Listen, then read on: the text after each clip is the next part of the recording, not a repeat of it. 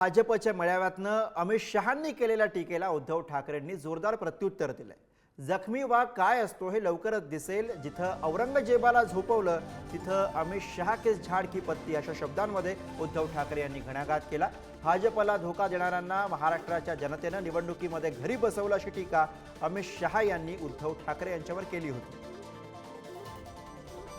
महाराष्ट्र की जनता ने तय कर दिया है कि एकनाथ शिंदे की शिवसेना ही बाला साहब ठाकरे की शिवसेना है और अजीत पवार की एनसीपी ही सच्ची एनसीपी है, वो तय कर चुका है।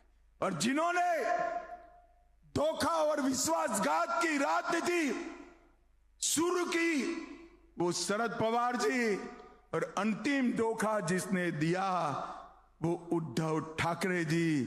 दोनों को घर पे बिठाने का काम महाराष्ट्र की जनता ने किया है। अब्दल येऊन गेले। कोण? अमित शहा।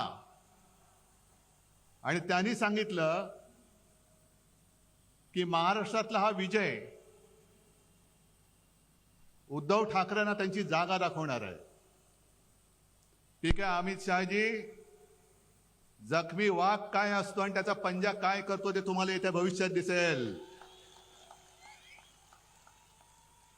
मराठी माणसाच्या नादी लागू नका। जिथे औरंगजेबाला झुकवलं तिकडे अमित शहा काय कोण झाड की पत्ती आहे।